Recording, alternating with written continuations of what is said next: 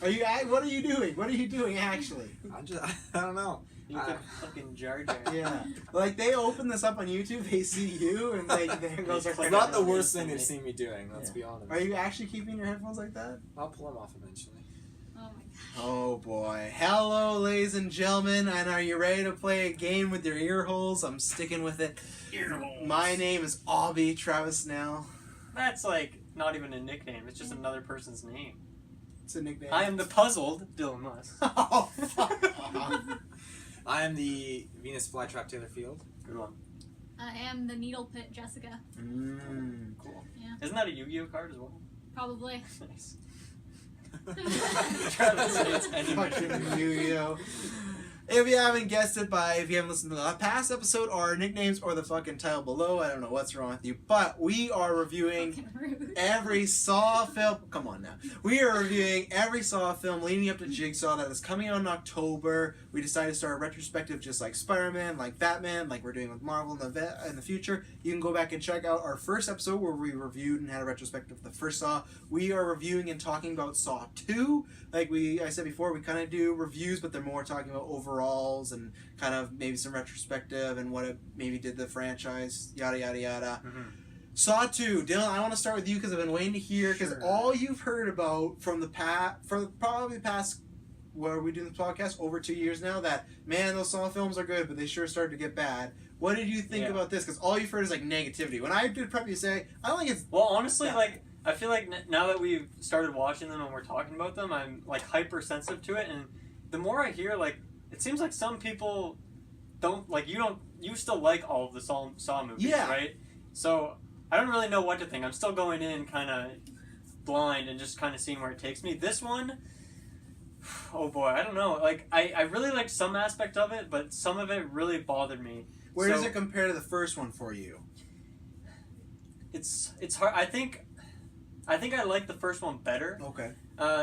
So this one, I like the story in general and, like, kind of like the plot twists in it and, like, you know, how the story goes along, but the characters, I just don't really like the characters as much. And I feel like there's a lot of potential wasted with, like, the house theme, and we'll talk about, like, the details of that later, but yeah, that's my overall. I still am not sure how I feel about it. I did watch it twice in the last week, just because I wanted to make sure, because I had, like, He's gonna watch it a third time. Well, there's, like, details. I was like, oh, did I miss all those details the first time? And then I went back and I was like, I didn't really miss these details unless you need to watch it like 100 times, and that's why I'm going to ask you guys some questions as well. But yeah, overall, I'm still a little mixed, and I think talking with you guys over the next hour or whatever is going to give me a better framework of what I really think of this movie. That's what we do here, and that's what we're going to do with you. Taylor Field, you fucking buffoon. I guess I should also, quick backstory. So my first time watching Saw was, I watched the first one last year for the first time, then I watched it again for our retrospective, and then the second one I just watched for the first time last week, and I haven't seen any of the other ones. So I'm pretty new to this series. It's pretty exciting. Yeah. For podcast listeners, Taylor Field, for some reason, just has headphones wrapped around. Because I was listening to the first retrospective. Okay, but now it's over. You take them off. Why? They look so... Who can dictate what I do with my headphones? I can't take you seriously because I can't look you in the eye, first of all. I can't see your beautiful smile because all I'm seeing is these fucking headphones bopping around your head, because every time you swivel your head to look at me, you look at Jessica, look at Travis, they just bop around at least 6 times. You're the type of guy that deserves to be in a trap right now. You know, like Jigsaw put you Jigsaw would kill someone. I appreciate life. You know, I'm fulfilling what he wants. I appreciate life, you know, just... But, you know, yeah, for me, you know, Saw 2, that was a good movie. It stepped in the right direction for me. Like, I liked it more than Saw 1. I liked how it was just larger scale, more traps. I love the house theme. For some reason, it was just more mobile and just kind of really...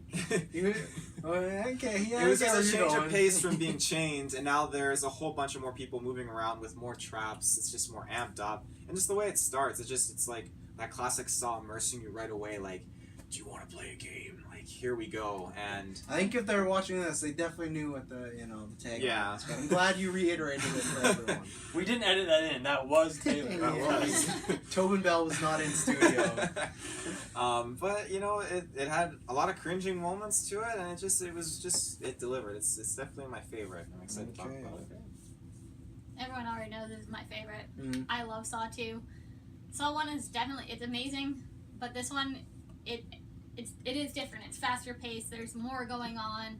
I find it's easier to kind of get involved in it because it's not.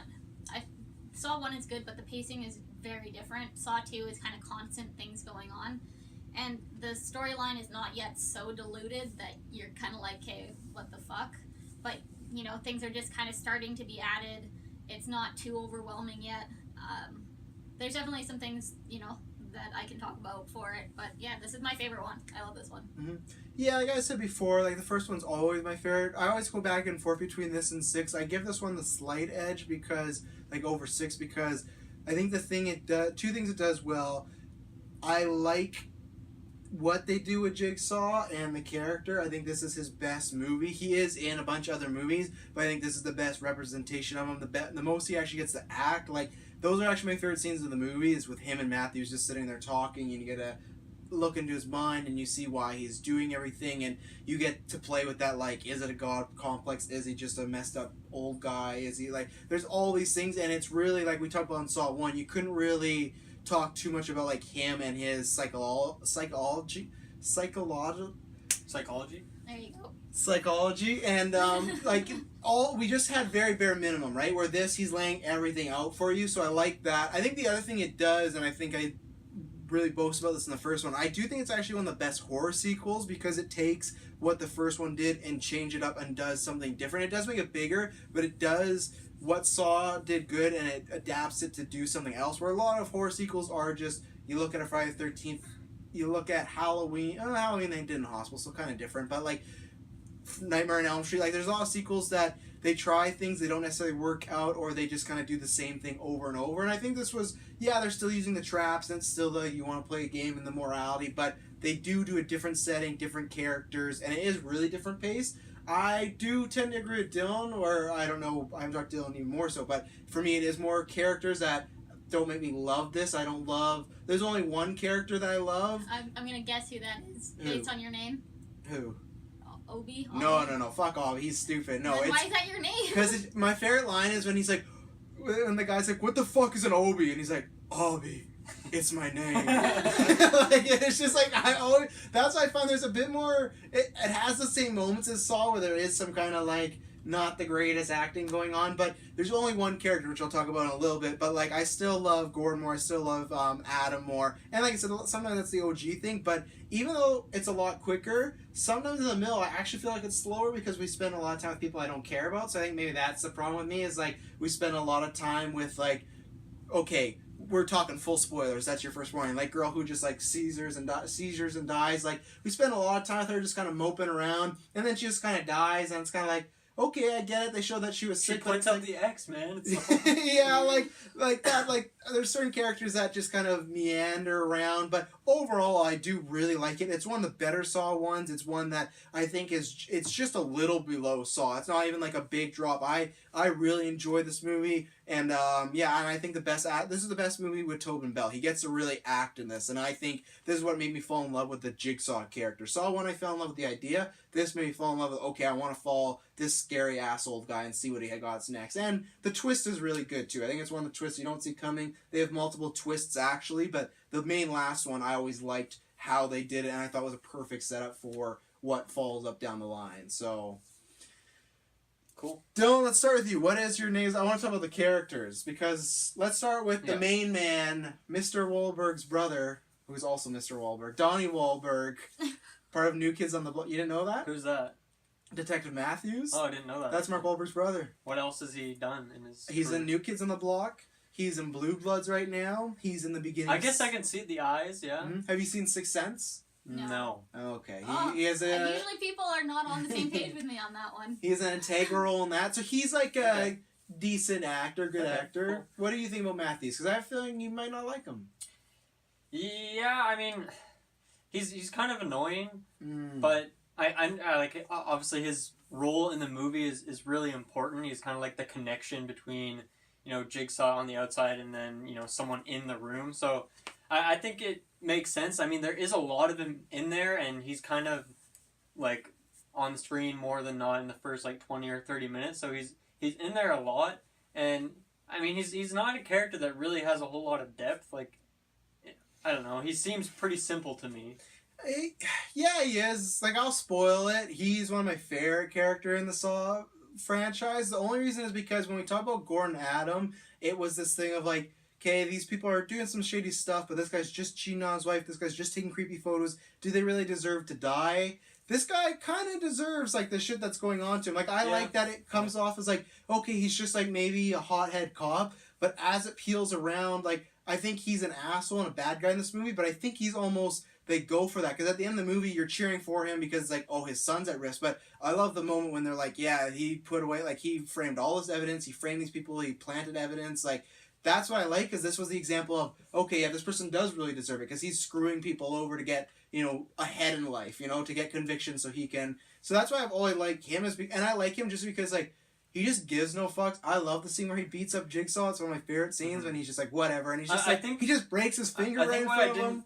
Think about that right away is because that plot point that he knows everyone in the room and he, you know, obviously framed them and that's why they all went to jail. Like, that's not really something that he ever talks about, right? It's kind of just like mentioned by, I guess it's mentioned by Jigsaw, and then they kind of it's something you want to play on the down low, right? You don't want to know that you're like framing these people. Yeah. I don't know. So, like, as for the character, I think, you know, he fits well within the movie. I just didn't like him a whole lot. Yeah. I think I'd put him on the tier of how much I liked Gordon in the first one. Like, but you seem like you liked Gordon quite a bit, though, his character. I don't know. I mean, I feel like their characters are decent, but like maybe it's like the acting or something. I don't know. They're kind of like bland, I guess. Yeah. So like they do have obviously big relevance in the story, and obviously Gordon even more so now, unless they mention it in the first one. But obviously, like the fact that he's the doctor that Jigsaw.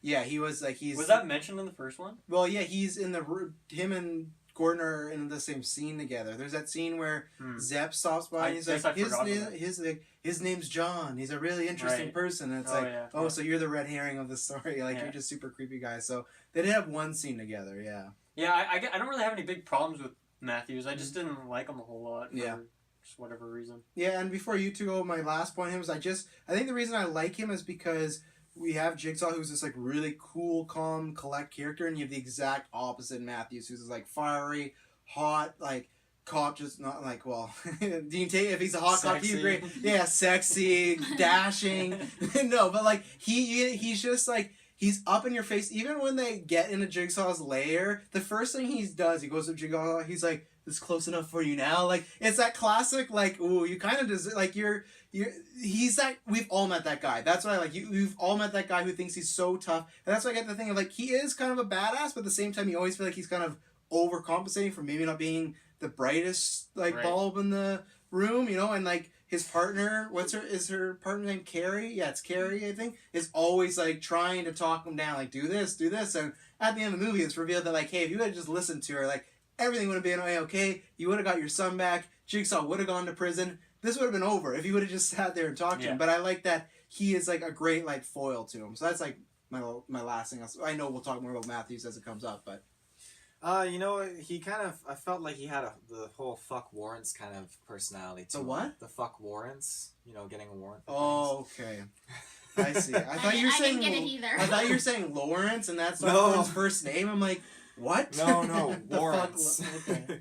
Yeah. He's definitely Danny Glover's. They are in the same department, so it makes sense. As a character, I thought it was really cool, like, to see him thrown in this situation where, for once, like, yes, he was playing a game, but not in the same terms as the rest of the people we've seen so far playing Jigsaw's game. Like, yes, he was going through an emotional trauma with his son and stuff, but it was different in this sense, and I thought that was very cool to see that twist on his character in that story, and it was very neat, as you said, like, he was kind of that connection between the people in the room and then to Jigsaw, and just how, like, they were all people that he had done wrong, and yet, like, they were still being punished for their sins, too. Like, when are you going to take these headphones off? I'm so ready for them to go off. I feel like, you know, he could have been a lot more calm and just kind of, but it wouldn't have fit with his character. I mean, at the end of the day, like, it obviously led to his demise, but I mean, you know, I thought he was all right. Like, he was interesting. He played the role of the, as you said, like, the badass kind of cop trying to act tough and everything, and he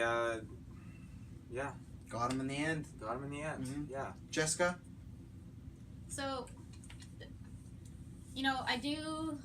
I agree that he's really that character that you can relate to with someone in your life that is really hot-headed and kind of the things that you were saying. Taylor. And I He's like that all the time. I don't know. In private. I mean, there is someone wow. in this room, but I wasn't thinking Taylor. Don't talk about Dylan like that. He's talking about my cat. Yeah, Sammy. So yeah, and I do really like all the interactions between him and Jigsaw. One thing that has kind of always kind of stuck out though is in the first one you have Detective Carey who talks about she knows about the rules and that people have to follow these rules and that he likes this front row seat, and then he's being told these rules and he's obviously right there, but why doesn't she talk about any of that at all? She does sometimes. At one point when he does come back, she's like, you just got to play along. Like he's trying to get in your mind. Because at one point he does sit down and talk. He gets back up, and that's when Riggs is one of my favorite.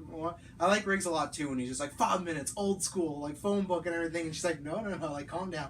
Like she at one point tries, but I think it's one because it's like personality, and two, I think without his son in this situation, that'd be fine. But I think the son is what puts him over the edge of like he doesn't have any like, and because there's a great twist of like we don't talk about, but of like what we see in the room has happened like days previous, right? So he just. All he sees is a clock and his son, and he's like, I need to really figure this out or my son's going to die. So I think if it was just random people, he could have played along, but I think the son pushes him over the edge to not listen to Carrie, not listen to anybody, and to... Makes him more relatable to break that sense. Jigsaw's poor fingers.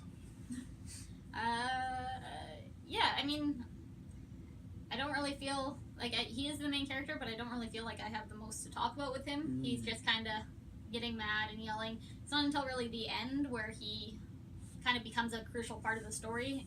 In the room, it's just kind of him walking back and forth and getting mad. Yeah. It's not until all the stuff with Jigsaw starts going down and breaking the finger and busting out that he really becomes a crucial part. I think they do have a couple like good morale conversations though, because he calls him like a murderer, and Jigsaw's like, oh, I've never murdered anybody. And then Matthews is like, if you put a gun to someone's head and force them to pull the trigger, that's still murder. I think they have a couple of those conversations. I think he is a bit more crucial that way because he's so, like, even though he's a bad cop, he's like, he still feels like he's by the books of like, he sees things black and white. So to him, what Jigsaw's doing is completely murder. So I think that's another point he does bring up is like, we didn't get to question Jigsaw in the first one. Matthews is like, I always felt like he's kind of us who's like saying like, yeah, but you can't do that because of this, or you can't do that because that's still murder, or you're still a monster. You know, like where Jigsaw's like, no, I'm trying to save people. And he's like, you're just killing people. So I think he does serve that role too, because we didn't get that opportunity in the first one. So I've always felt those scenes I like. That's why I like those scenes the most, is just because it's like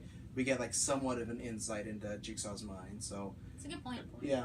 Let's talk about Jigsaw, because we talked about him minorly in the first one. Dylan, let's start with you again, because we're just going to do the whole cast because you were there. But lots of build-up, because obviously you hear he's like the big bad in this whole series. The next movie is called Jigsaw. So how does this match of like any expectations you may have had going into just like what this person or entity may be? Well, I really didn't expect that they would kind of just walk into his lair and that he would just be chilling there waiting for them. Sipping I mean, juice. it'll make sense within a couple minutes, but it kind of took me off guard. I just assumed that place would be loaded with traps, like in the first Saw when those detectives go to his first lair. He still did break some legs though, just for the hell of it.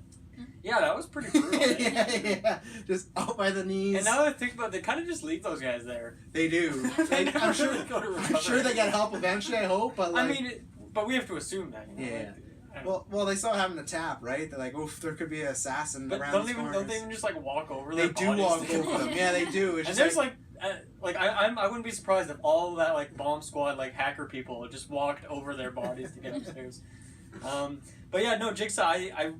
I really liked his conversations. I think Matthews. I wasn't a huge fan of him, but the Jigsaw part of those conversations was always very interesting, and just I guess like the philosophy he has on life, and it's very warped, and it's from the certain perspective of he like almost has no fears because of his that he's like terminal illness and all, and he also that car crash or whatever. Oh yeah, that was interesting too. He just got stabbed right through the chest. Yeah, but he survived. Yeah, and I guess he's kind of taken on this role that he feels like he needs to, I guess, teach a lesson or do something with his life that's gonna last past his life, because his life doesn't have that long of a life expectancy on it there. So, yeah, I really liked him. I mean, you said he's gonna be around more. I guess I didn't really expect that. I kind of thought he died at the end, so you kind of spoiled that for me. But you know, it happens. Yeah, I just assumed he died at the end. That's kind of what I thought him dead meant. But You I guess can't I really was say wrong. I spoiled much, as Jigsaw, the trailer, is just like, man, he's dead. How can he still be doing this? Like, he knew at some point he was biting the dust. Well, Isn't the cover of 4 also him? but Yeah, don't but say I what mean, he's like, doing in it. No, I I mean, it could just be like, you know, Amanda takes over and now like Jigsaw as like, you know, that little puppet and then those traps, like that is the essence of Jigsaw. That's still alive. But that guy, I thought that guy was dead. I'll say I don't think I've spoiled much for you. Okay. As you watch the movies, you'll come back and be like, Travis, I was wrong. It really doesn't matter. But yeah, no, I think I really like this character. I like the subtle, like right at the more in the first half of the movie, I want to say, maybe in the first 40 minutes, he has like a couple hints within like his conversations, like himself, like, oh, your son's in a safe place, or You just gotta sit here and talk. yeah, exactly. I think the safe place. yeah, exactly. I was kind of disappointed because he doesn't really do that anymore after that point. Like he has those 2 lines, and then like the whole He doesn't rest want of to the movie. spoil it, you know. He doesn't want to give too many hints when they're like, I think your But son's the in that reason safe I over would have liked more is because, like, obviously my second time watching, I already knew what happened, but Yeah. I feel like watching it the second time, I don't feel bad about not picking up on what happens, because I don't feel like they give you enough hints, or it's almost as if they didn't want to, which is fine. The way I look at it is like, it's close to the bathroom, or the bathroom, you get the tape, you get the hacksaws, and it's kind of left up to you. I feel the same way as this, like, the first conversation is him giving some hints, laying out, because he does just say, I want to play a game, and he says some stuff, he says some words, some keywords that if you really thought about, maybe you could put 2 and 2 together. But I think it's the same where he gives you a little bit to work with, but you gotta figure out for yourself. Yeah. Same with the hacksaws, right? Well, It's I mean, once don't get me wrong, I like to be surprised. I mean, Yeah. it's pretty often these days where you can like kind of see what's going to happen next in a movie. Like they're not too candid about it, but yeah, I mean, even like he says, oh, you know, he's in a safe place. I didn't really notice if there's any like camera shots that really like include that safe. Like Not you kind of really. get like it on the side of the screen, but Yeah. you don't really necessarily know it's a safe. And there's It's like tons of other Jigsaw shit with the, like, in that room. It's just filled with stuff. So, but yeah, as for the character himself, I think the actor, I like his tone and just like I don't know the way he's just kind of he's just chilling. Like He's so he cool. seems pretty Yeah. comfy, even though he's like dying. But One of my favorite scenes is when Matthews is like trying to intimidate him by destroying all his work. He's like, yeah, destroy it. I don't need it. And he's like dying. And then I think in that route of like, if they take him to jail, they're like, okay, we got Jigsaw Killer finally. Where's all the evidence? And like they go in the room and Matthews like ripped it all up to Yeah. shreds. Like everything I always sing about that scene when it's just like, man, these cops are so fucking dumb sometimes. You know, like I get what they were trying to do, but yeah. Taylor, what do you think about Jigsaw the Man? Tobin, the great character actor, The Tobin man Bell, in has the not been in chair, much. you know, he delivered such an awesome performance in that first film. You know, his acting and everything. Oh shit, talkie mushrooms. That's what Okay, happens when that- you leave the headphones in. Oh my god. they're coming out. They're coming out. Fuck.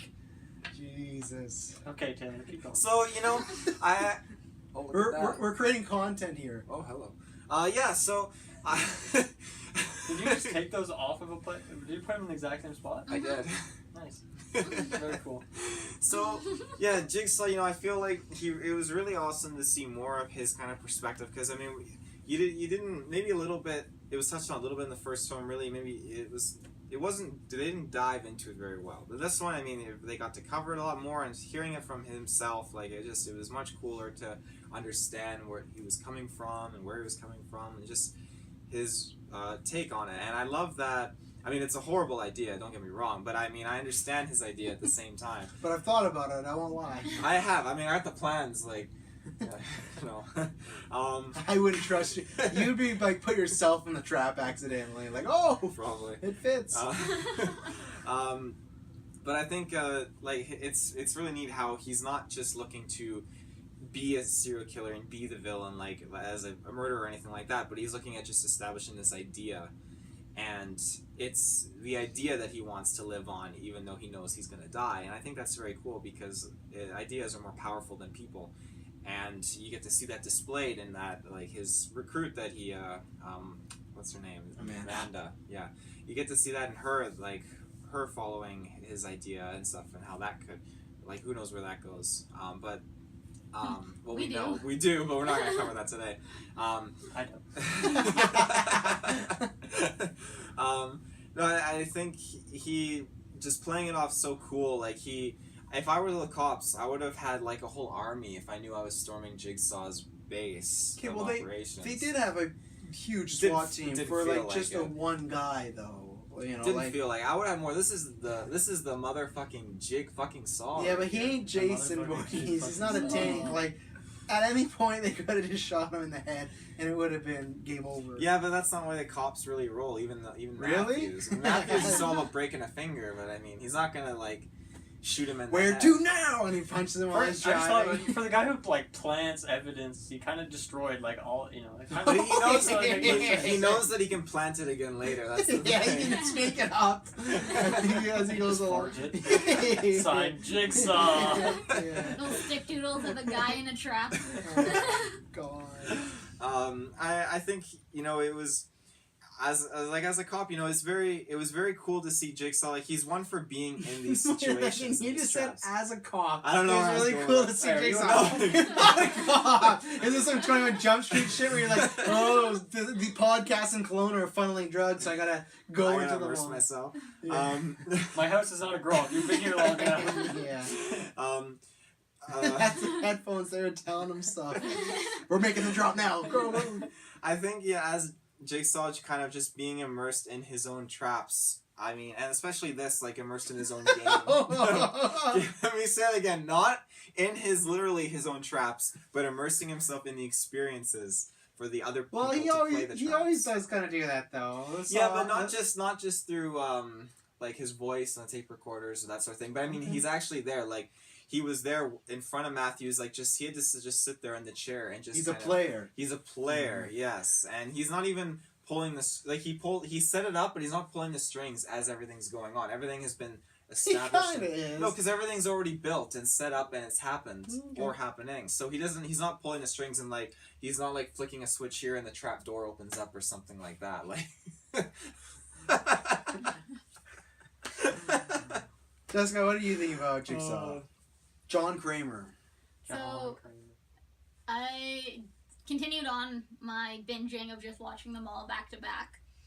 And later on, you kind of do get more information. And I think this is a really good base to kind of start to make you wonder about his history. Like, you kind of wonder why he's doing this. And it's not, because then he starts to saying, I'm not murdering. And so you're wondering why he thinks that way and why he's doing this. So I think it is definitely a good starting point. I really like him. I like how calm he is even when, all this shit's happening to him, because it's kind of portraying that side where once you've experienced being close to death, you have a new appreciation to life. So it's kind of showing that side that even though all this shit's going down, he still is just calm because he has this appreciation because he's already been through this shit before. So I think that's, maybe that's not what they're going for, but that's kind of how I took it. Yeah, I do.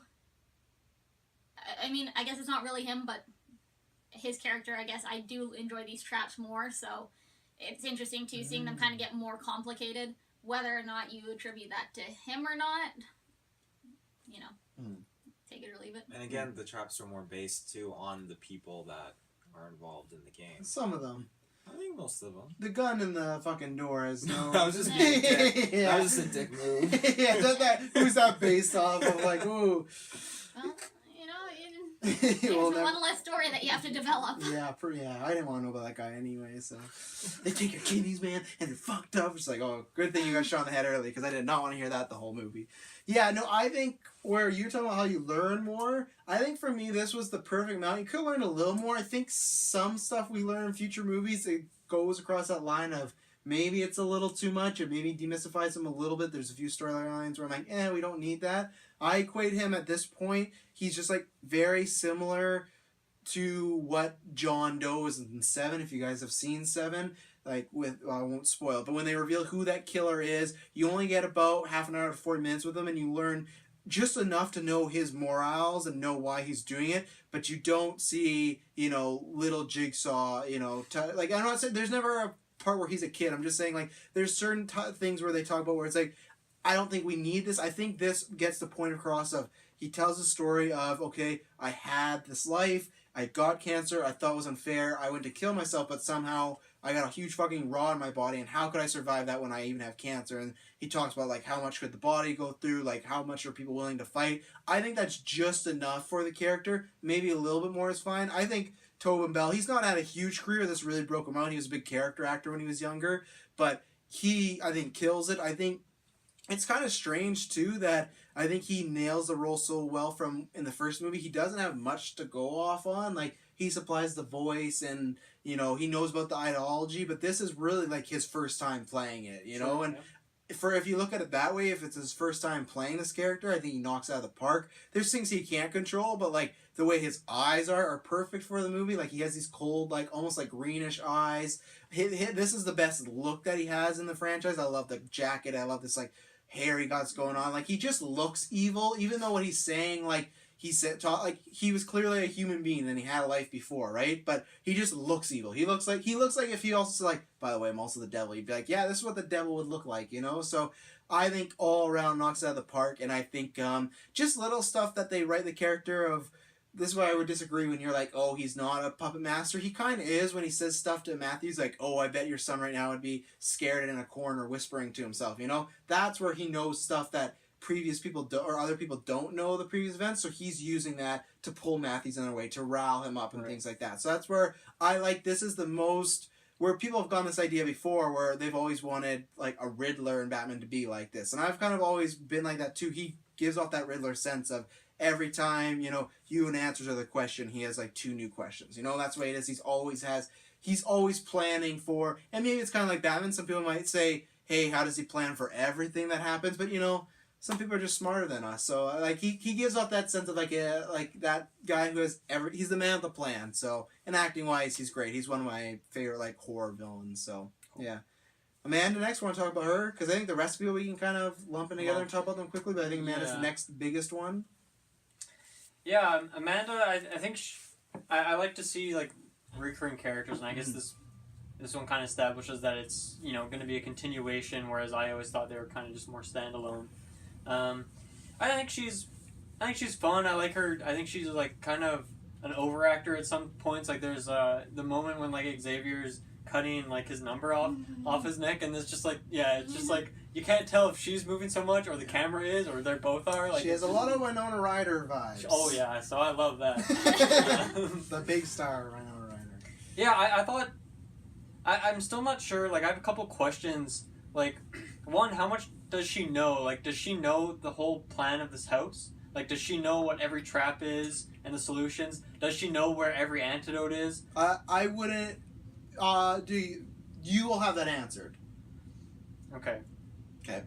I think that for me that in easiest terms to make you, like, maybe like or dislike this movie more. Yes, she knows a generalization of events that they want to have. Yeah, well, played. Obviously she didn't know she was going to go in a fucking needle pit, but they kind of know things like where an antidote way may be. So she does. She wasn't just put in here. She did know stuff before. I mean, you kind of get some of that. Like, obviously she knows to rip out those certain tape really bricks. Quick. Yeah. Yeah, like that was pretty sus. And she's never had a tape before either. So people right away, directors have said, like, oh, that should have been a key for you too, because she didn't get a tape in her trap, right? She got a TV. She just woke up, the TV was there. So it's like, why is she looking for a tape, right? So. Yeah. And then I guess generally she kind of it kind of seems like she's like she's guiding the what's the kid's name again?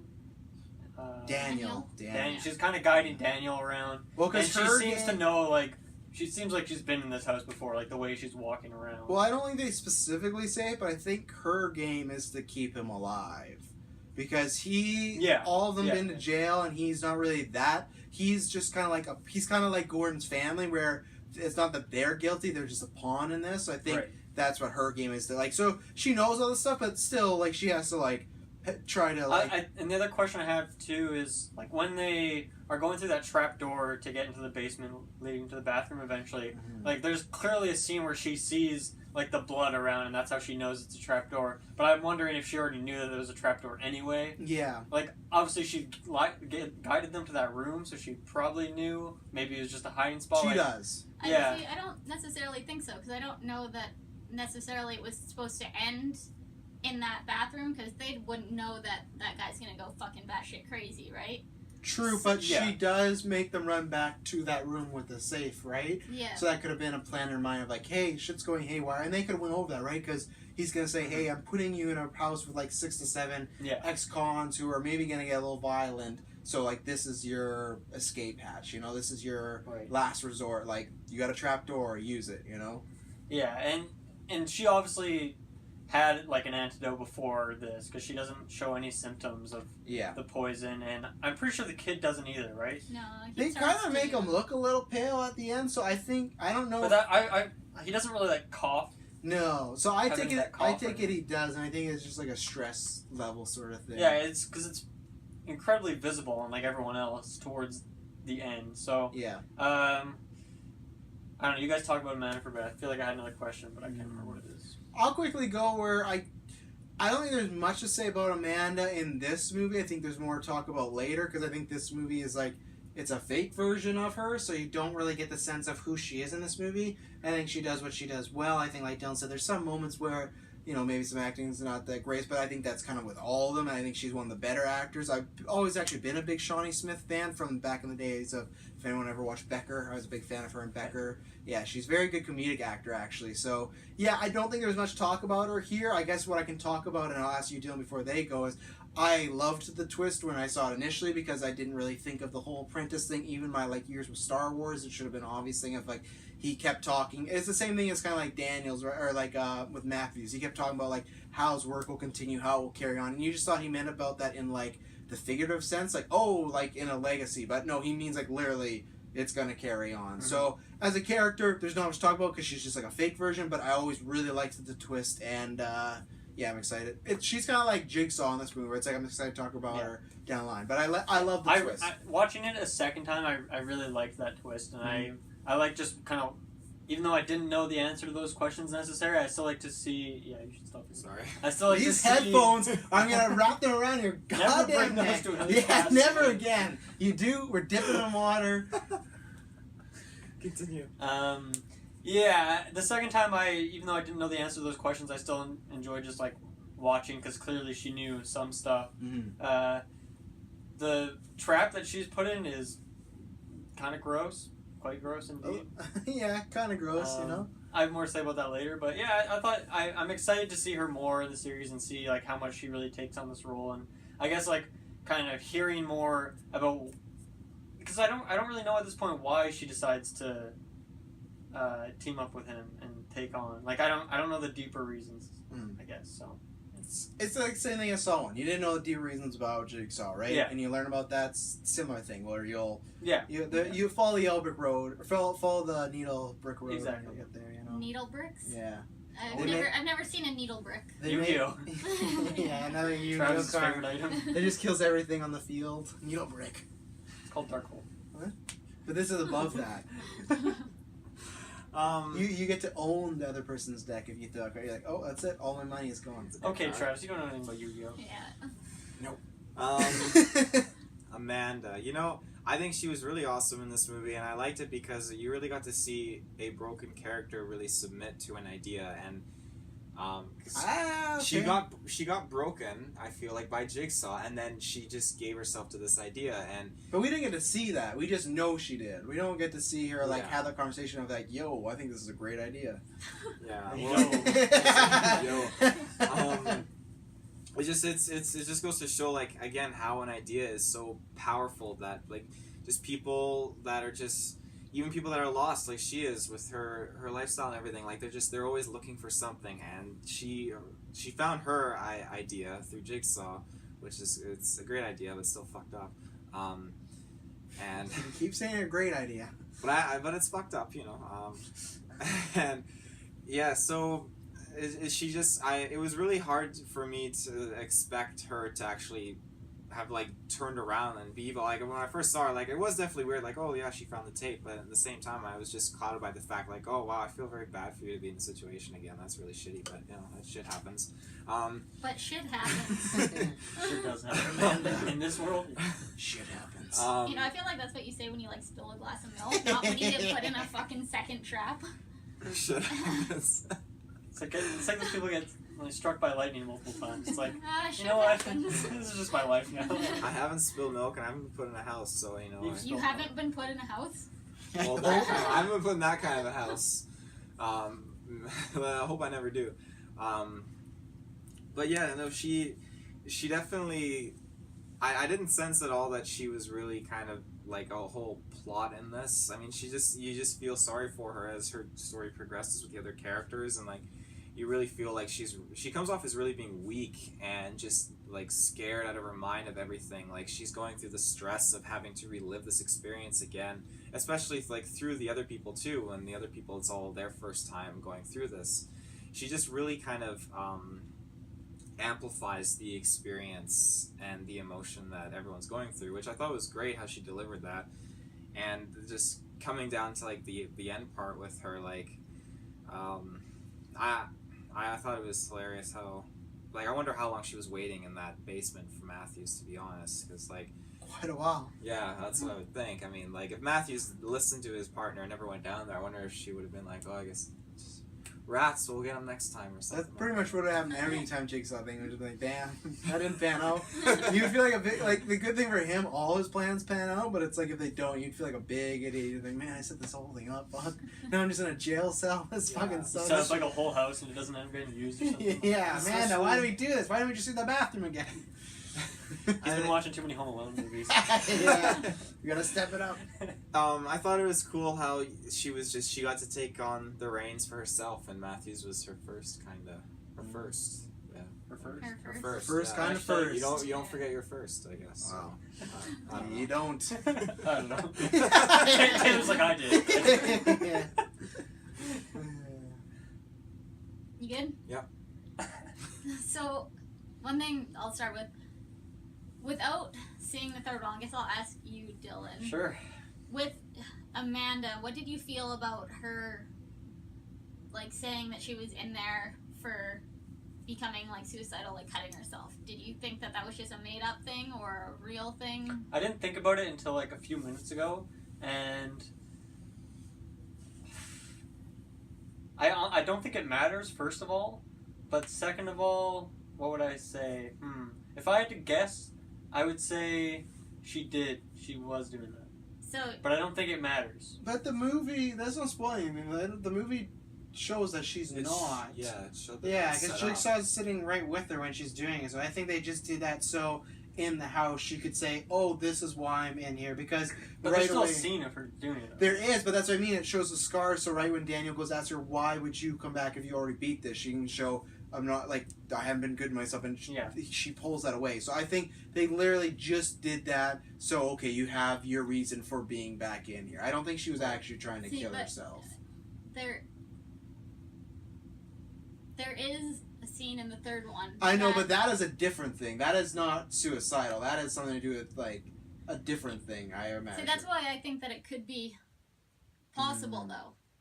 Well, let's wait to the third one. I don't think so. I think this was just for show, because you think about this, they wrote this before the third. I don't think they had, because the scene you're talking about is very small and minor and it doesn't play into much. So that's why I think this was just as like, cause the only reason I think is just because they make a big point of her to tell that story of like, oh, I was being suicidal. They show a flashback.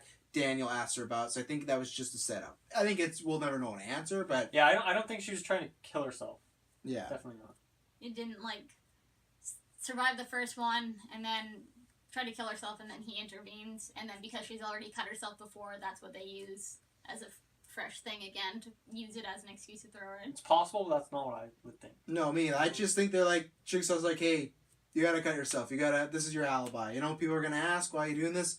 Get this razor. I'm right here. We'll watch Teletubbies. We'll get through this together. Get this razor. This is my favorite brand. You can find it at London Drugs. Yeah. So then, yeah. Amanda, I definitely agree with what you're saying, that it is kind of like a fake version of her. Everything's kind of going according to plan. There's not you can't really tell what's her and what's not, what's kind of been scripted. A lot of what I have to say on her is kind of based on events, but I don't know. Later movies, you mean? No, like her trap when she gets thrown into that fucking needle pit. Mm. Oh my god.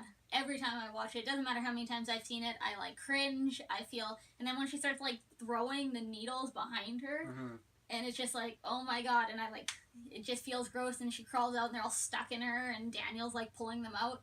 And you, like, in the needles, it's just like this gross thing. Yeah. No one really knows what Texture it or something, yeah. So, yeah, it's not even supposed to be her trap technically, it's that other guy, and he just fucking throws her. What's his Prime. name? Xander? Or Yeah. whatever the fuck his Xavier. name is? Xavier. Yeah. Professor is. Xavier. Come on, you know that name. Yeah, I do. Yeah. So yeah, I think she does a good job kind of starting us off into the next part of the series, showing that she is taking over, that she's dedicated, the front row seat, kind of the same things that we were given before about Jigsaw has now been given about her.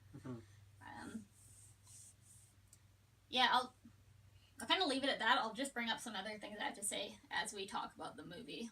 My last point too, because I already spoke on her, I think from an initial standpoint of watching it like the first time and seeing previews, I think it was a good idea to bring her back as, hey, you have this person from the first one. It reminds me, even though it's not the greatest movie, it reminds me of like Jurassic Park 2 of like, hey, you know, like Malcolm was in there for a little bit, he was kind of written off, let's bring back this minor character because you have a connection, right? You could have had, obviously they did it because she was in a trap and that's why she's the apprentice now, but if you did that with some just random other character, it wouldn't have the same impact because you feel kind of betrayed as an audience member of like, oh, I have a connection to this person, I saw what she's been through and I hope she gets through this again. But then in the end when she's like a bad person, you're like, fuck you. Like I was with you, so I always liked that. I always thought it was a really smart idea to bring her back as like the hook, but really you don't know what's actually happening there. So before we get into main plot, we'll go over characters. Dylan, talk about all the rest of the characters any way you want. What you can say, you don't have to say anything about, but just like, we don't even talk about... My main problem with them is one that like isn't fully justified. So my big problem is that they're all really stupid and it's kind of, but the thing is it's kind of explained. It's like, oh, there's the poison in the air, so that makes them stupid. But for me, I feel like that's kind of a lazy reason to make all of these characters really stupid. I think some of them are just stupid, like even without the poison. But it just doesn't like make any sense to me because like there's such a difference between, you know, in the first movie, for example, it's like, okay, if you want to get out of here, you have to cut your foot off, and I can see like why you're being hesitant. But in this movie, it's like, oh, you just have to explore this house, and obviously there's like traps around, but for the most part, like for example, the one character, I can't remember her name, she goes in the room and she puts her hands in those traps.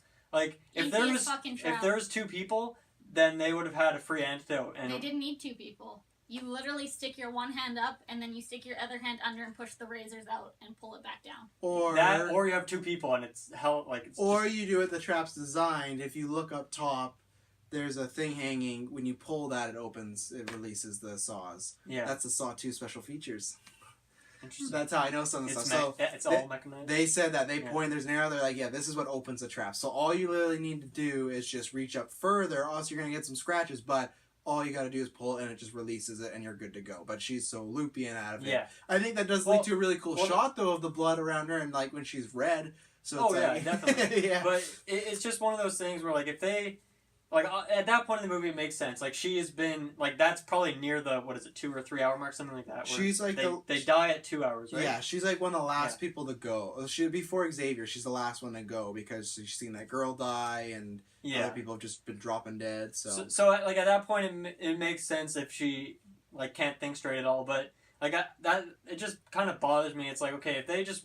You know, actually checked out this house, and there's so many rooms they don't go into. So many characters don't have their notes, so it's like I feel like we missed out on too. Like there could have been some more traps designed for some characters. Obviously, you can only do so much in one movie, but like even like you were talking about the girl who just kind of like convulses and dies at one point. Like she at no point did anything to try to find any antidote other than, you know, point at the X marks the spot. A lot of them just feel like they are just following the leader. Like, it really just feels like it's Daniel, Xavier, and Amanda, and the rest of them are just kind of around. You have, what's the other guy? The guy that Xavier kills?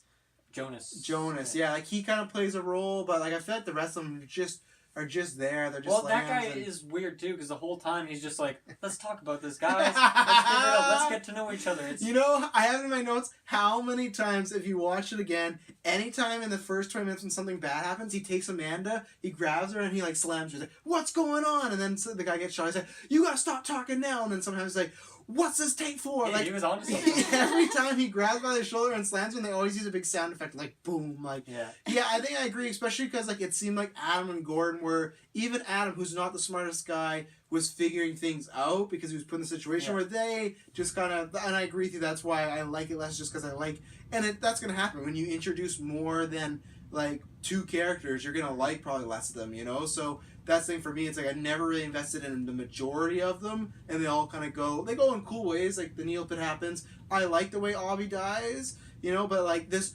character that they introduced, they make it seem like he's going to have a much bigger role, and even the creators have talked about like, oh, they're maybe talking about of like what he did previously that never happens in the rest of the series, because Jigsaw even makes it sound like it's kind of like a Zep thing where we don't know exactly what's going on there, but he just dies in this furnace like 20 minutes in the movie. You're like, okay, he seemed like he could have been that cool, like, shady guy. Like, can we trust him, can we not? But it's like, we don't got to worry about trusting him because he dies right away, you know? And if you would have looked in that furnace, all you got to go is you look, you turn around, it's like, oh, that's right there. You turn that thing on, you're good to go. Like, he had 2 antidotes, but they never really seem like they're trying. It just seems like they're kind of like kill devices at times. Well, especially he does like roll over before he even grabs the second one. Like, thank you, Abby. Like, why would you look at all? Like, it's not like he's crawling down the whole time. He literally flips over. And how would they not expect that? That's like a trap. It's so. They just had a guy's head blown off. Even when he's like in the corner, and I get it, it's the fight over flight thing. When he's in the corner, all this fire, and he sees like the pull this or whatever, or with the devil, like.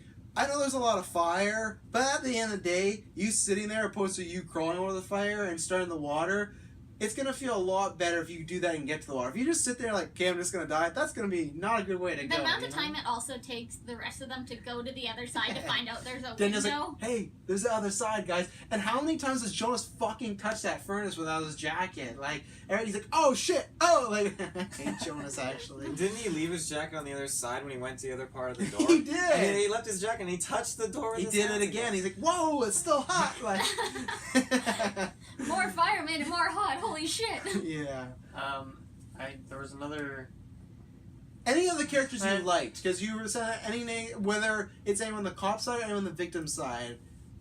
Honestly, like when it comes to the people in the house, I don't think there's any of them that I like. Like they're all, like it just bothers. Like I understand, like in horror movies, you know, there's like this thing where people don't always do the smartest thing, but like even like the needle pit, like you guys have like 60 seconds. At this point, you know that like that isn't a joke. You have 60 seconds. Yeah. Like fucking jump in there and help her out, or throw your coat down because she can just use that coat to move around. Jonas is wearing another coat underneath his big coat that he just burned, and he's just like, oh no, that sucks. Like even Daniel's like, you gonna help her, guys? Like honestly, like I think there's potential too for you to like lean near the ledge and like kind of do some snooping without hopping in. Even your foot. Oh yeah, like. There just seemed like to be so many solutions. Mm-hmm.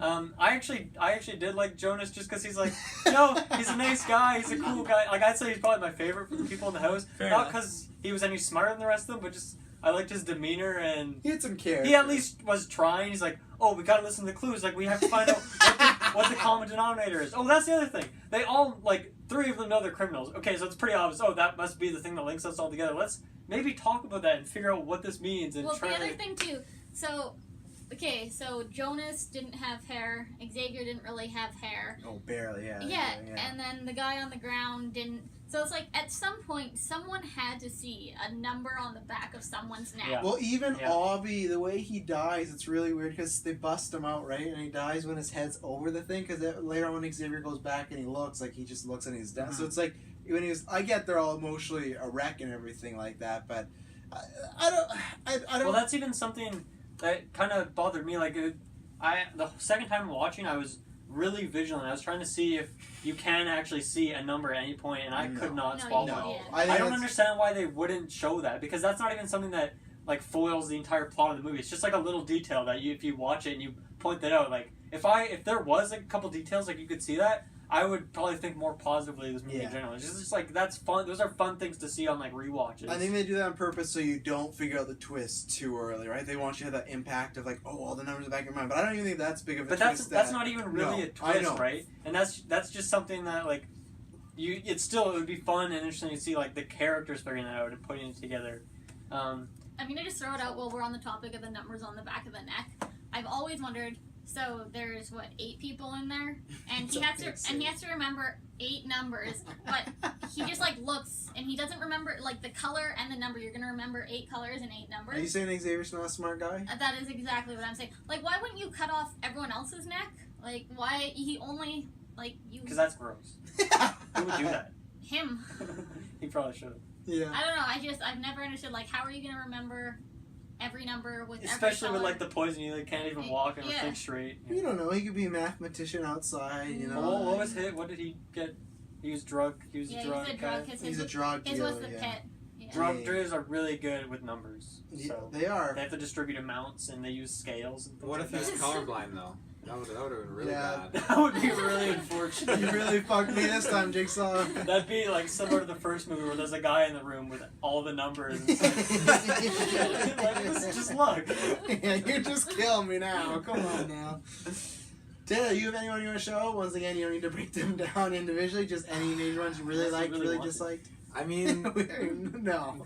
the dude in the oven. I mean, I never guessed that. Dude in the oven. Coming to NBC this fall. Dude in the oven. I just, Hey, I'm stuck in the oven again. Hey. Oh, dude.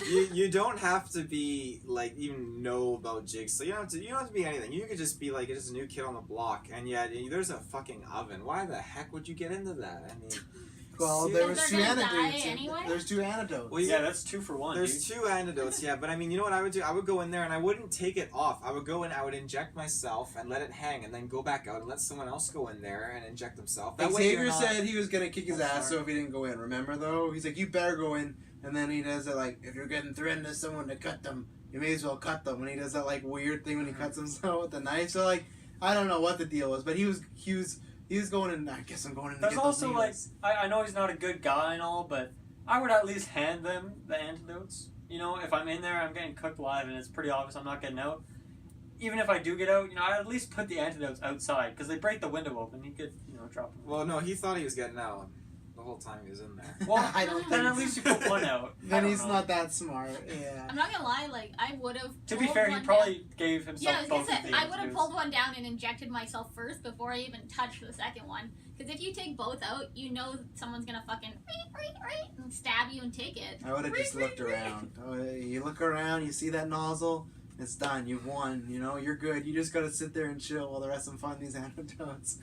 Now, if he got to, who do you think would have got the second one? I feel like Xavier would have really manned up. I feel like the best thing to do would give it to the kid, you know, Yeah. the future. And then it really turns out like he wasn't sick, so they injected him and they wasted waste, one. yeah.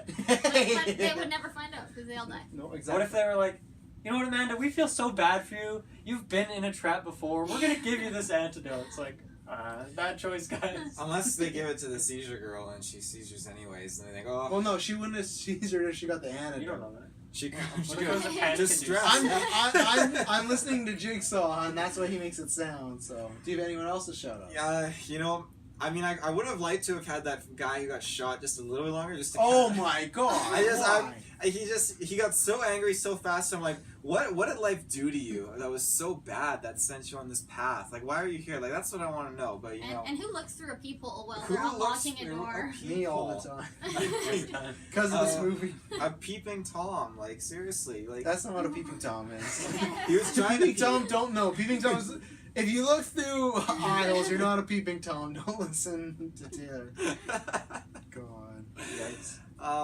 I mean, Xavier was pretty, like, he was nuts. Like, he was absolutely livid. And I'm just thinking, like, when he was cutting his number off, I'm thinking the whole time, like, what if he missed? Like, what if he... Yeah. Well, how did he cut it with pinpoint accuracy? He could have cut too high, he could have cut Drug too low. dealing, man. He could have cut the number in half. Like, he could have fudged up, but, I mean, he could have. didn't. Yeah. Like, yeah, cut too deep or not deep enough, or I thought of that many times. Yeah. So I'm not the only one. And you don't even know for sure that he saw it because he just like pulls it off and like flops it. He was like, yeah, and then pockets it. Like, oh, I'm going to keep that for later.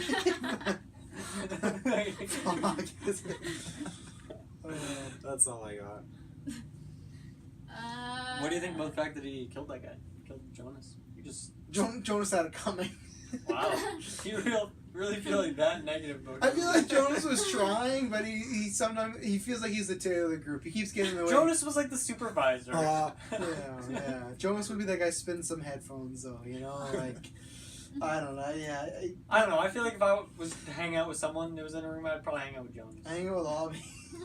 Oh God, that would not end well. Yeah, some good stories. He you know? put those people in the house, and you would hang out with Obby. Jonas is like, I went to jail, I did my time, you know, I come out, it's all good. You know, he's just a nice guy. You go with fucking Obby? Come on, man.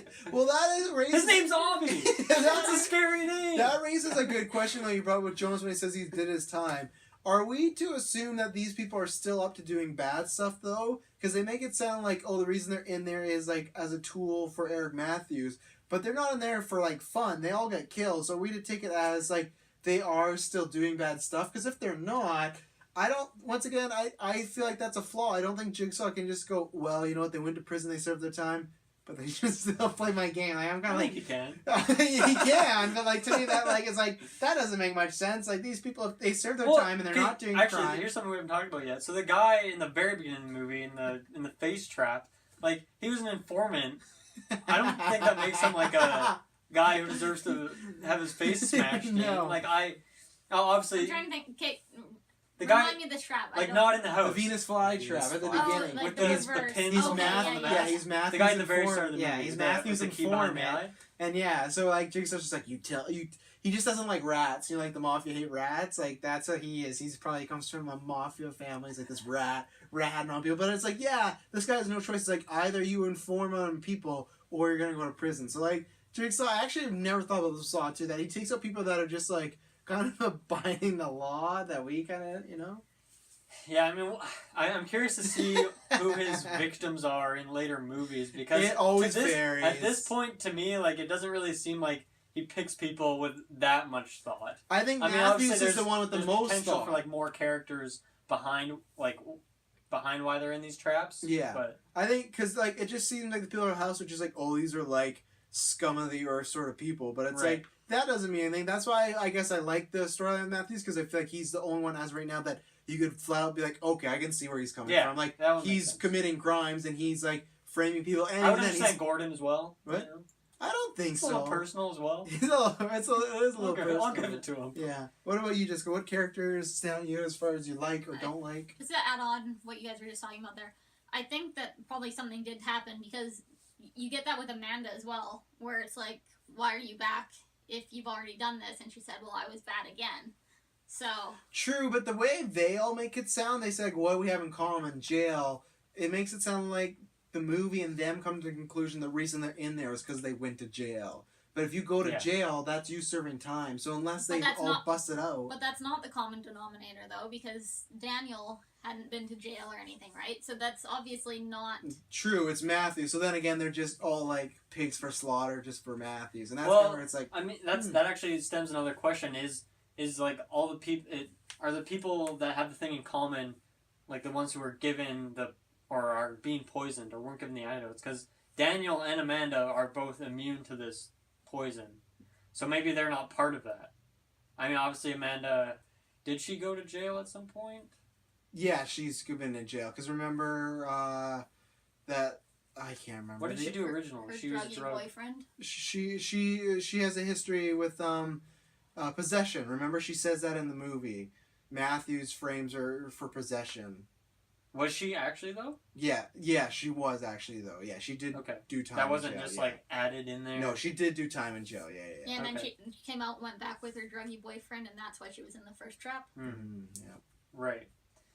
Yeah. So, I guess that doesn't that. I feel like that has to be the I mean, he's gone to like, maybe not full on juvie, but he's been he's been in a jail cell overnight, perhaps like the drunk tank. Who knows? He's the drunk. Drunk tank, okay. Yeah. I don't know. Maybe. Isn't Yeah. kid like 17? Yeah. Like That drinking can age? happen, you know. 21 Yeah. in the States, you know? I don't know. It can happen. Okay. Well, what do you think? Do you think the jail is not what he's talking about when he says you all have something in common? I think that probably is the common denominator, But by the sounds of things, Maybe it's not necessarily jail, but it's like doing things against the law.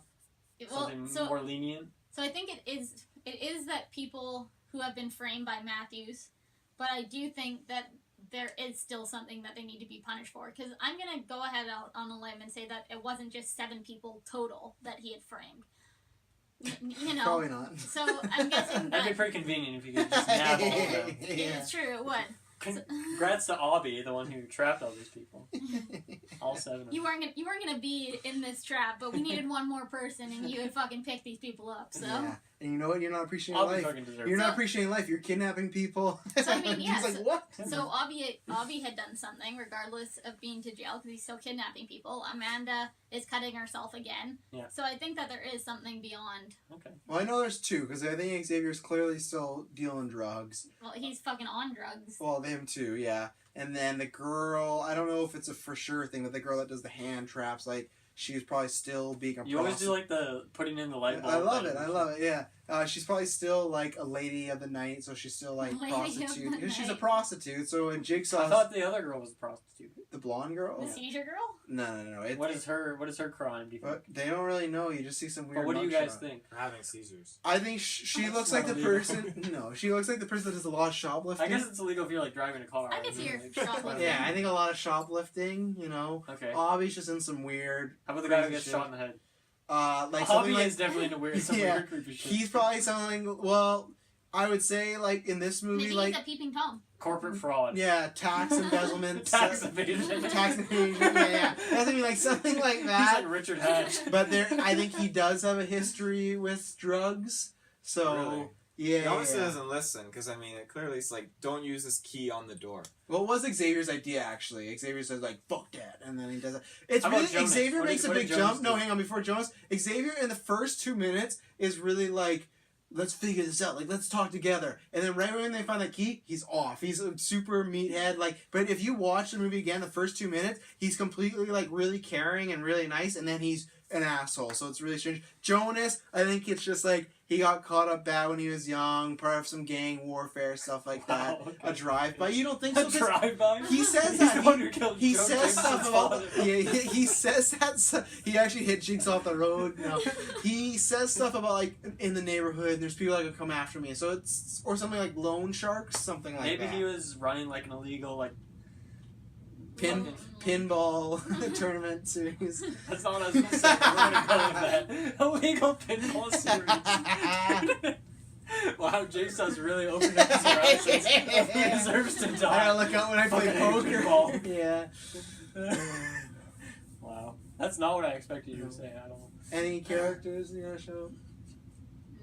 How about people that weren't in the house? Just like people as well. I was gonna say I'll quickly show. I really like Gary. I love Riggs. Obviously, Yeah, Riggs is good. I like that they kind of Who's use. Riggs again? He's the main SWAT guy. Okay. The big like beefy guy. Yeah. And like I like that in the thing with Matthews again, they're both like the devil and angel on his shoulder, where she the whole time is saying, you know, like, do this by the book, like let's try to play his game and outsmart him. And Riggs the whole time is just egging Matthews on, like, let's do this, like let's just beat him up 5 minutes with the phone book. Like, and I like that the second he's just like the second he gets in there, he's in the same, and I like that it's not just like he's like Xavier, like a big beef, like hothead. He is like, he brings up the fact of like, yeah, well that's his son in there, and if it was your kid, you'd understand. You know, like he throws that right in Carrie's face, and that's why I like it. It's not so much that he's just like bloodthirsty. He can see that Matthews is in pain and really wants his son, and it's like, well, your method's not working, and he literally says that, so let's try something else. And his method is to, you know, break some fingers and whatnot. So I really like those two characters. People in the house, I don't care about anybody. Even the most I think I care about is somewhat Daniel, because I think they do an alright job of making him care about others, and he's really concerned about the girl who does just like pass away, and he is trying to like play peacekeeper at times. So I like that they kind of made him the opposite of Matthews, and like he's not a hothead. He's very calm, cool, and collected. He's very mild-mannered, so, and maybe meek. So I like him. I think he's a good MacGuffin too. Just like at the end when you watch it again, he's just like placed in there as like he's the, you know, he's not poison. He's just a piece of the game. So anybody else is not memorable. Like I said, other than that, Daniels is my favorite character, or Matthew's my favorite character in this, and It's kind of interesting how Daniel even just gravitates to Amanda in general. Mhm. Like when she's thrown in the pit, he like helps pull out the needles, and when they're walking around, he just follows her carrying the seizure chick. So, I mean, it's kind of interesting that, you know, they made it kind of look natural that it happened. It wasn't just Amanda like pushing him around or follow me. You know, when she's on the stairs looking for stuff and he starts to come up and talk to her. Mm. I think they did a good job with that, making it look like it was just a natural bond that formed. Well, I think she's the most approachable too out of all of them. All of them kind of seem like they have a little bit of an attitude, you know. Well, not Jonas. True, but like He was Nice quite guy. collected, Everyone's yeah. probably- We should honestly bring him on the podcast. But everyone's probably like, fuck, Jonas is annoying. Like, he won't shut up. He keeps talking about this stuff. Like, we're all here for big crimes. He's here for fucking illegal pinball. Like, are you kidding me? Like, he doesn't know what hard time is. Illegal pinball.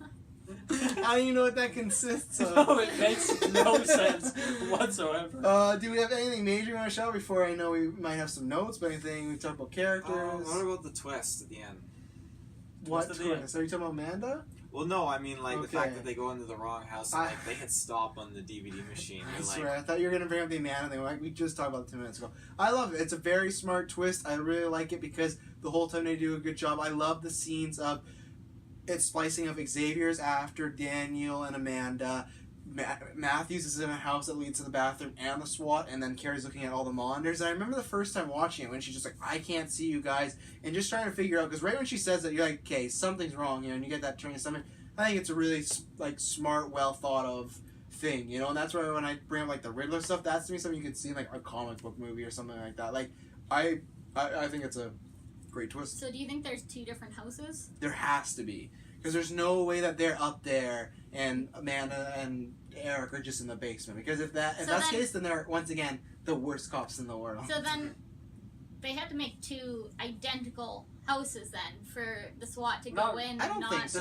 The SWAT house didn't have like any of the same setup though. Yeah, it was You can just, clearly tell that it's a different Was house. it? yeah, it was just Yeah. had just the source of this VCR player or DVD player. Okay. I guess. I didn't take enough notice to see that the house didn't look anything Yeah. similar. Dude, I get think- the cops. Yeah, well, I think it's dark enough when they first approach her. I think You like the can't. first, the first Yeah. scene, you're still kind It's of just questioning. hallways. It's just them like, and you're Yeah. always getting like flashlights in the face. You're like, oh, I don't know what's happening. So no, I love the twist. Yeah, I agree with you. Like the way they cut those scenes, you kind of just get in. It really just builds up that suspense, Mhm. and then boom, right into the reveal. It's How- really well done. How did the music play for you this time? Because last time, like, oh, I didn't really notice. Obviously, now you know it's going to be a theme in the movies. That ending, it's called Hello Zep. Did that have any more impact, or are you just kind of like, oh, I there's that still song don't here? notice it really. Oh, it's such I a don't good know how. fucking song, See, Dylan. I forget it again, but I know as soon as you do it, I'll remember it. But I just, even right now, I got can't. that on my iPhone. I don't know why. Like, I feel like that was something I was looking out for too, and I kind of just forgot about it. It's used It's not twice that in it's this bad. movie too. I just don't notice it for some reason. Well, maybe after Oh, 7 no, okay, I movies. figured it out. It's in my head again. Maybe after 7 movies, you'll get used Hopefully, to it, yeah. I would hope so. It's good. Yeah. But, Anything else before we get into notes here? No. Dylan, start with the notes. Sure. So one, actually, it kind of ties right into what we were just saying. So it's kind of like a problem. It's not that big of a problem, but when Eric and Jigsaw hop in the van and they're going to the place, and Jigsaw is like Last house. passing out, but he's like, yeah, classic Last House on the Left. Mhm. I was thinking, like, what if there was, like, obviously Jigsaw wouldn't have guided him there had there been someone else, but I feel like it's quite possible that maybe not Eric would have brought someone with him, but if there was, like, a cop car, like, right behind them, or he let them know where they're going, then it really could have just solved all their problems, and it kind of would have foiled the whole plot. Well, I guess that is supposed to be like he's trying to do it classic Eric Matthews, like off the books, right? Because it's the whole thing of like, Yeah. fuck the warrant, the thing. So I think it's that way of like, he may say that, Warrants. but what happens if like that cop goes, yeah, I'll follow you, and then they like report back to the chief, and they're like, hey, Eric Matthews just took the Jigsaw killer. He's driving somewhere. I don't know where the fuck he's going. Like, all it takes is one person to be like, I think because Riggs and Carrie he trusts, but even then he doesn't tell them he's taking them, right? Yeah. Carrie just turns around and he's gone, and Jigsaw has this like secret elevator, you know, in his office. So that's good. Great to have. secret out. Press the button. There's like 4 buttons. I'm like, I don't know what to press. Presses it. More knees get chopped off. Oh, Everyone's knees. sorry. Another question I had. You mentioned the time difference is like several days. For some reason, I had pictured it as just like a couple hours or something. I Like, think what several- is do you? They don't really say it at any point. But what do you guys think? What do you all think of like what time difference there Between is? the first movie and the second movie? No. Between like when the when the house tapes stuff happened, ended yeah. and like when Eric got there, because it couldn't like Xavier and the girl's body looked like fairly fresh. Like But that's why I doesn't thought he it was. make Joan- a thing about like the smell though? Yeah, and Jonas's body looks But I feel like really. the body probably smells after like an hour. But Jonas's body looks really rotten when he comes across it. He literally Does shines a flashlight, and his hands are all gross and like dead person like. But he They did were have a fight. poisoned. What? He also had like a fight though. But it's Before it. but it's not like fight. It's his neck and his hand and arm look like really gross and whatnot. But they still had that chemical, whatever, that was in them, right? So that could have fudged up there. True. The only reason I don't think a couple hours is just because I don't think they could have pulled it off. I think the tape. No, yeah, it makes more sense for it to be a few days, just in terms yeah. of like setting up the guy at the start of the movie, the informant, like Yeah. doing that, because that probably, now that I think about it, that probably happened after the house. No, it didn't, because you gotta think about it this way is I think it happens when Eric tells his son to just go when that scene happens, because when the informant dies, Daniel is locked up in the tank, right, or whatever. Like they have him home, they're like, hey, you gotta pick up your son, and then when he tells him just to go to his mom's, Oh, I think yeah. in the process of him going to his mom's, he gets Right. picked up. So I think that night because that same night, like the murder happens, Eric goes to pick Yeah. up his son. Eric goes to investigate the murder. I think that day while he's investigating the murder Yeah. is when the house stuff happens, and then I think You're the right, next day yeah. or the day after is when the Jigsaw game plays out. Yeah, I don't think it could have been too long though because Daniel's just locked in a safe with just the oxygen mask. So I mean to leave Keep him. refilling him, Amanda. Yeah, like what did they just shove a tube down his throat and inject him with food or Hey, you Oh, know. so? Jigsaw's fucking loaded. I don't know where he gets all this money from. He It's has a lot of a it. good point. And so I guess when you say that, like, I guess the plot point of like him remembering that he saw on the metal thing that it was like Look that. closer, Detective Matthews. Yeah, like that. That kind of plays a really big role then in terms of like timelining it.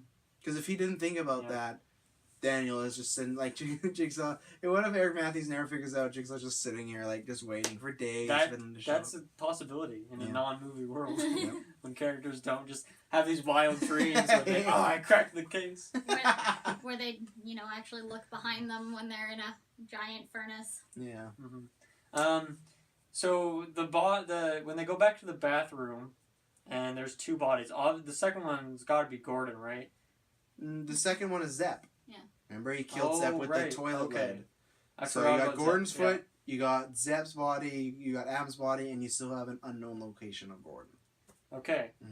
So Okay. still Yeah, a I mystery. totally forgot about Zep. What Yeah. a great character. The hobby of his generation. Yeah, but no, I really like that entrance when they go in there and you kind of see what's the guy's name from the first movie? Adam. Yeah, when you see Did that Adam. catch you off guard? Because we talk about Gordon. Did you think after Saw 1, did you just think he's dead, we're never gonna see that again? Like what? Because I remember when I saw it the first time, I wasn't expecting that. I think it's in my notes. I love the way it ends in the bathroom. I think it's a really clever way Yeah. to tie it together. And the first time when I saw it, I wasn't expecting them to even go back there or maybe refer to Adam. I know I remembered it, but I was just like, oh, we'll probably never get that answered. But I like seeing that we got the clear-cut answer of, okay, Adam's dead. He ain't coming back, Yeah, I guess for me, I thought that Gordon was the guy in there. So now I'm kind of curious. Well, if Gordon got out and he is still alive potentially, I mean, if he did get out alive, then you would think he'd have the decency to help Adam out and get some cops in there to clear that place out, and that would solve some problems because that trap house could have all been abolished. But I'm sure Gordon didn't get away because Jigsaw just like followed him out of that room and he didn't have a foot. Welcome to the Saw forums and the years of speculations that happened. So Sounds like a good time. I wonder if it was like it was a very I fun. wonder if it was like a 2017 like, hey, we didn't see Saw when it first came out. Let's hop in for him.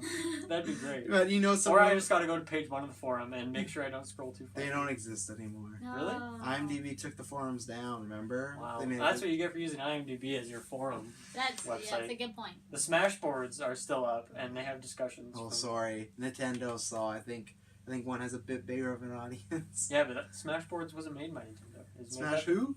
Smash boards. This is made by the fans. Smash. Okay? Okay. Make your You own know, if you were forums. proper I will- fans, you wouldn't just use IMDb's website. You would have made your own. It's one of the most popular movie forum boards in the world that is. That's That why it was doesn't deleted. exist. Yeah. Yeah, this must be very popular. Any other notes? Not right now. Go ahead. Not right now. Well, more might come up. Do you I want to feel go like I around have the circle? Do you Yeah, have any yeah, notes? I've got notes. I'm just here for a good time. You don't Okay. have. You don't have notes? You made it Just gonna sound talk like about the characters. you made it sound like I have notes and I'm here for a good time. Yeah. So I have one thing. What would have happened, do you think, if Amanda had died? Because Like if Xavier just straight up killed her or something like yeah, that. there's something went wrong. That's possible. And she died. Then Yeah. Jigsaw, he's just sitting there. Or if waiting. Xavier threw her into the furnace. Yeah. That wouldn't have been good. Yeah, anything. There's so many times when something could have gone wrong. And I always kind of think about it like, it was her protecting Daniel, so if she would have died, Mm-hmm.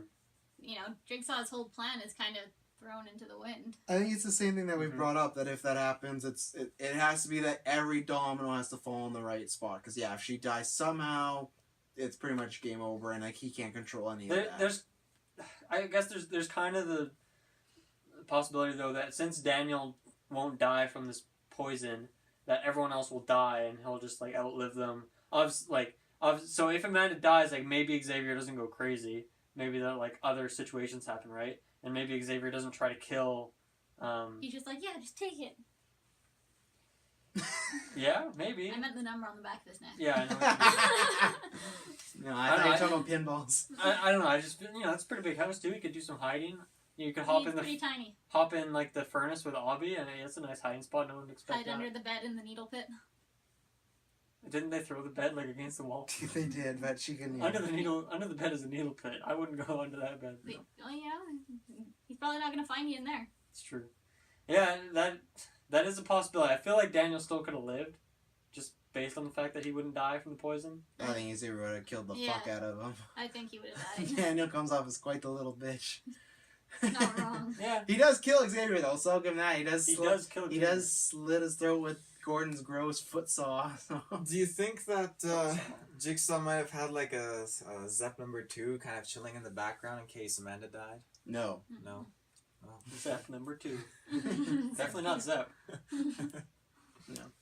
And then I also have, I really enjoyed too that they definitely added a bigger diversity in this one, and I know that wasn't hard to do, but I feel the first one was really, there wasn't a lot of anything. White male that takes pictures, white male that cheats on wife. Well, you know, you got the classic duo of like Asian and black cop. You know. The classic duo. I was Truly joking. timeless. It is timeless. So timeless, I forgot about them. Yeah. So I enjoyed. You know, they kind of give more ability to feel a connection to someone because there is a lot more options of people to kind of investigate. Mm-hmm. So yeah, Saul's been pretty good with that in the even coming movies. There's quite a bit of different like in one movie there's like a black lead and everything. So like they I think they tried to. I don't think they consciously like, oh, we're gonna diversify. I think they just luckily didn't care. So Mm-hmm. yeah, I think it works well. I mean, like I said, I power watch them. I know which one you're talking about. mm-hmm. So I think that it was a good start to kind of show that this movie is definitely not just gonna be blinders on. Mm-hmm. So yeah, I think everything else that we pretty much talked about though. So I like the fact that at one point they allude to Matthews and Carrie may have had an affair at the beginning. I always like just little character stuff like that. So obviously, and that kind of makes sense for Matthews' character, I thought, and that just adds to it, and that adds to even her character bit. So I've always liked that. That's something. It's a one throwaway line, but if that's not in there, it makes you show that they have like some sort of more connection than they would if they were just partners. So I like that. For some reason, it makes it sound like that was kind of the reason, one of the reasons his marriage ended, because maybe she found out, or maybe it was something was going on there, who knows, but maybe why I he like listened to her a little bit as well instead of the yeah, like it has a bit more credence if she's a one-time lover as opposed to just a cop partner, you know, opposed to like Singh who's getting shot with shotguns. Trying to think, I like when Jigsaw takes over Daniel's answering machine when Eric goes to call. He's like, Daniel can't reach the phone right now, but he'll get back to you. Let's see. I think pretty much everything we talked about. I like there's a Dr. Gordon Easter egg of when John goes in the doctor's office and they just that quick shot of like Dr. Gordon, like neurologist or whatever. This is the first Saw movie because Darren Lynn Bosman took over. He does the next 3 of transition shots where there's this moment where it's Detective Matthews in his room. He gets up, grabs the jacket, and he starts to walk, and it transitions right into a crowd. You'll see that a lot in the next. I love it, except for which we'll get into. It's Saw 4. They do it way too much. It's like this really cool trick, and then eventually after a while, the director becomes obsessed with doing these transitions. Like I said, they just start here. You'll pick up on it though. It's just like it's constantly, but like I like it enough. It's a cool little thing. I think I actually have that in my notes for the next movie. Yeah, there's a lot of those transition stuff, and everything I had in my notes we've talked about in some form or another. So yeah. Before we do an overall like rating and our last thoughts, Dylan, what are your thoughts because you haven't seen them? What are you expecting out of the next one? Where are you expecting to go with Jigsaw and Amanda? I think what I've learned from this one is that I have no fucking clue where they're going to go. Are you expecting characters to return? Because it's not a spoiler, but you look at Carrie in Saw 2. She was in Saw 1, obviously. You remember that, right? So it's are you expecting anybody to return? Where are you think? Because you're the only one that is. I feel like anyone who lives is going to return at some point. Gordon, he'll probably be back at some point too. At some point. So you think Carrie, Rig, you think Daniel, Rig maybe not, just because he's so small, he could not come back. He could. At this point, I feel like Carrie's a really small character in the first one, right? She has one scene. Literally one scene. She's kind of like Riggs in the first movie. Yeah, they always crash. It's like Amanda. So maybe he upgrades and he becomes head honcho. I mean, with Eric Matthews dying and all, or being trapped. I feel like we'll see something with Eric in terms of what really happens to him. I feel like if he just got locked in this room and left there. So you think it's not an Adam? In your situation, you don't think it's an Adam situation where he's just off and dead. You think there's more to it. Yeah. Okay. I think my question's wisely. Don't worry. I feel like because it's two sides. We already kind of saw that with Adam. Mm-hmm. So they could do it again as hey, same thing happened here, but it'd also be okay, but you also did that already. What else you got? Yeah. But as we just talked about, the director does kind of do shit over and over.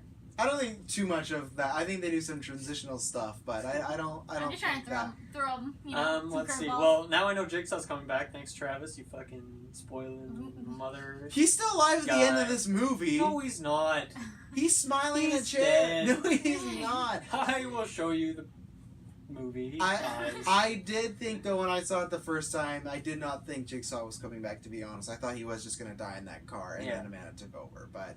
It's not a spoiler. First few minutes, it's Does he even have his driver's license? No. How's he gonna get it? No, but I'm excited to see where Amanda's story goes. I just want to hear, I guess similar to how you were saying, Matthews and Jigsaw kind of have this back and forth, and you get to learn, enough about Jigsaw, not too much, not too little. Hopefully, you get to learn some more about Amanda. I don't know if it's in the third one or anything, but at some point, what are their characters?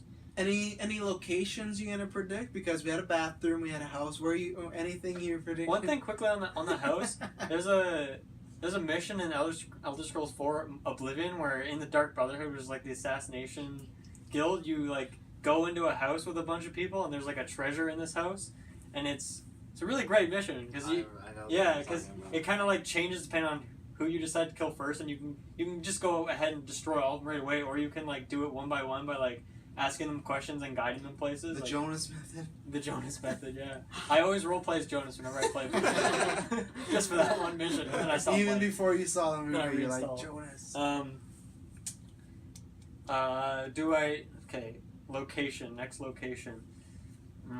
You won't get. I haven't thought about it yet. So you can think about the third movie is a lot different. It's a controversial one. Some people really like it. Some people are very mad on it. I'm in that camp of.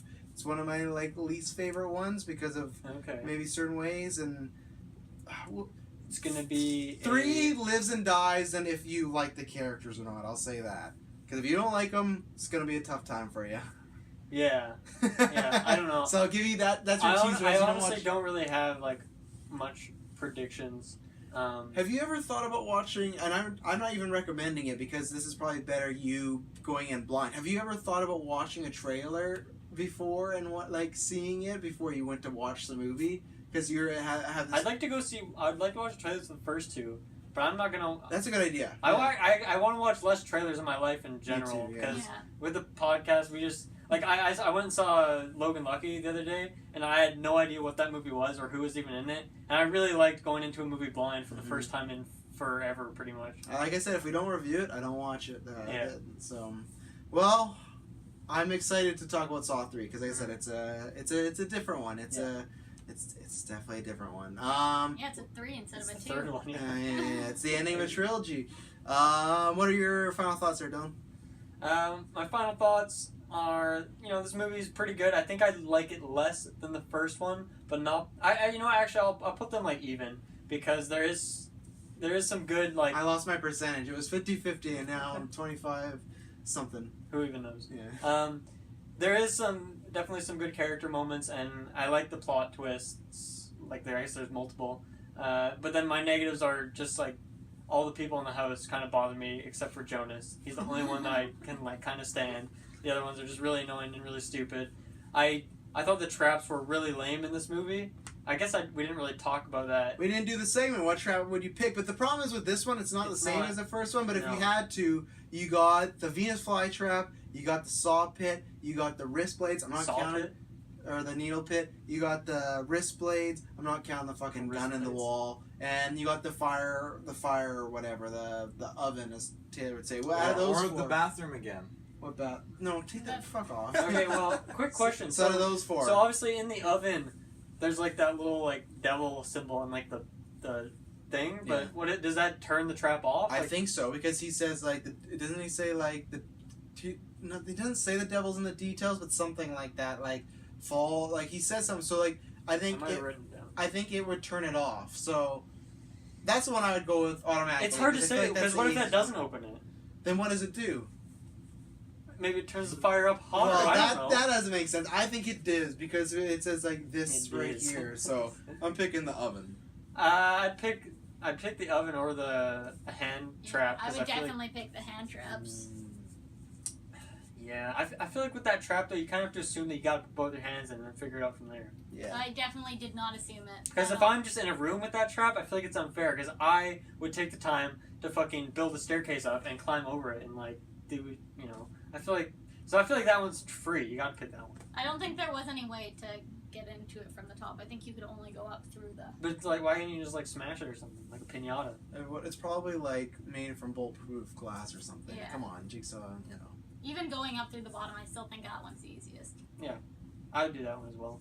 I'm not doing the fucking Venus flytrap one. No way. No. No Fuck way that. in hell. Or And the needle trap, it's like you only get 60 seconds, so it's just yeah, it's that just that goes unfair. back to like the safe combination in the first one. There's a huge element of luck in that one, Yeah. and it's like, well, that sucks. Jigsaw, I think, just sits at home fucking loves Mario Like, Party, Even if you do go into that needle pit and win, like, what kind of diseases? Like, are you even gonna live after that, really? It could just be like old apple juice. Chocolate, Old dark apple chocolate. juice, yes. With, like, most dirt in it. likely. Taylor, I mean, think about it. Like he spends enough money on this house, these traps, his lair. Have you seen his lair? It's loaded with shit. I feel There's an I feel like he could chintz out like, oh, these people are already getting poisoned. I'll just throw some apple juice food in here. coloring. There's apple juice on sale at Costco. I'll do it. I'll get some apple juice. Taylor, what trap you picking? I would take the wrist blade one specifically because I get Assassin's Creed. Jonas's 2 jackets he's wearing. You just wrap them around your arms. I mean, I'm sure they're thick enough that you can just slide one hand, point. grab it, and you could just kind of slide it back down. Or to use the your feet. Like I said, I'm taking the fire because if I took one look, I ain't getting hurt at all. I ain't getting no fucking cuts. I ain't getting nothing. You don't know that. Yeah, though. but you're gonna I've- go in there and you're gonna be stuck in there, and finally, when you're already on fire, Daniel's gonna be like, "Oh, look, guys, there's another." No, door." Let's make the I would've just assumption looked though. in. Let's make the assumption though. You can't say that it just doesn't work. Because like I feel like that trap does work. Like it has a way to win. Here's a second question for you two since you picked the wrist blade one. What if part of this trap is assuming that there's a fucking crazy man with a bat with nails in it behind you, and he wants your neck? She That's doesn't- part of the trap. Let's assume. She doesn't know that though. Well, it's the reality though. And I mean, as long as you just let him take your number, it didn't matter. And what would it matter? You already have your antidote. She ruins it though. She just like pulls the. Yeah, but now you have some creepy guy like caressing the back of your head. I'm not into that. Interesting word choice. Well, he kind of did. Dylan, you have anything else to add? Any final thoughts, or should I throw over to the headphone spinner? The headphone spinner. Overall, I think I'm pretty even on these two movies. Like I said, I like some of the twists, but the characters are really annoying. Mm-hmm. There's some good ones. I'm excited. I'm just really excited to, see more of these movies and see where it goes. And I mean, if it gets worse from here, that's unfortunate. There's some bad ones. At least we got 2 decent movies. There's still some good ones, and there's some. I always say it's like if you like these so far, I think you always like most of them to the extent. There's a couple in there that are a little tough though. It definitely, yeah. There's a couple that slow down for sure. Where you're kind of like, okay, like let's fucking go. Slow down like time travel. What? I don't know if that works, Dylan. Yeah, I don't think that quite went how you wanted it to. Okay. Taylor, overall thoughts and a rating if you want to give one.